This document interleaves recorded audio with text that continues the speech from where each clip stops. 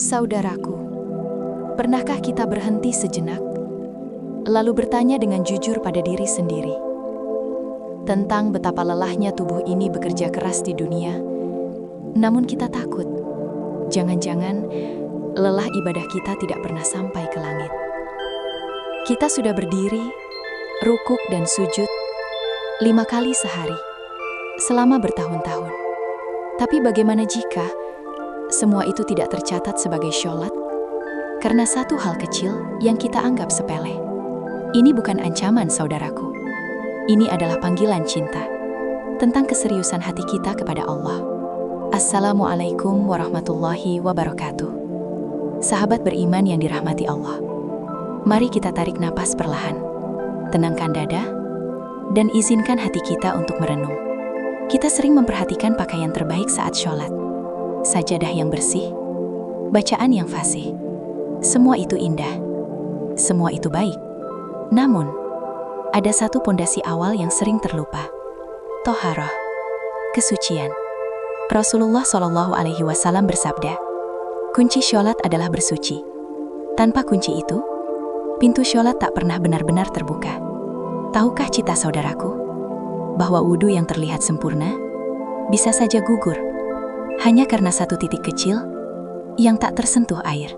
Di siku, di tumit, di sela-sela jari. Satu titik yang luput bisa menggugurkan seluruh wudhu.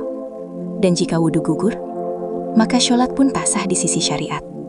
Bayangkan, kita sudah melawan kantuk di waktu subuh, bergegas ke masjid, berdiri di syaf terbaik. Namun semua jerih payah itu bisa hilang karena air tak menyentuh tumit kita. Rasulullah SAW sampai berkata dengan peringatan keras, celakalah tumit-tumit yang tidak terkena air wudhu dari siksa api neraka. Bukan karena Allah membenci kita, tapi karena Allah ingin kita selamat. Wudhu bukan sekadar membasahi kulit. Ia adalah ibadah. Ia adalah persiapan menghadap Raja segala raja. Ada niat yang ikhlas, ada wajah yang harus terbasuh sempurna. Ada tangan, kepala dan kaki yang tak boleh luput sedikit pun. Dan semua itu harus dilakukan dengan tertib, dengan sadar, dengan hati yang hadir. Maka mulai hari ini, saudaraku, jangan lagi tergesa-gesa saat berwudu. Ambil waktu sedikit lebih lama, bukan karena kita lambat, tapi karena kita ingin selamat. Bayangkan, ini adalah wudu terakhir kita sebelum menghadap Rob semesta alam. Pastikan air mengalir sempurna, usap sela-sela jari, basahi tumit hingga yakin. Karena ketika wudhu kita sempurna, hati kita akan lebih tenang. Dan sholat pun terasa berbeda, lebih dalam, lebih khusyuk. Sebab toharoh fisik adalah cermin kesiapan jiwa.